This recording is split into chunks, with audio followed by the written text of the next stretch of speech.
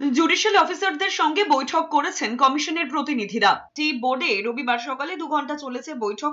উত্তর কলকাতার বিচারকেরা বৈঠকে যোগ দিয়েছিলেন। মূলত লজিক্যাল ডিসক্রিপেন্সিতে কত সংখ্যক কাজ বাকি, কত স্ক্রুটিনি করতে হবে, কিভাবে করতে হবে সেই বিষয়গুলি নিয়েই আলোচনা হয়েছে।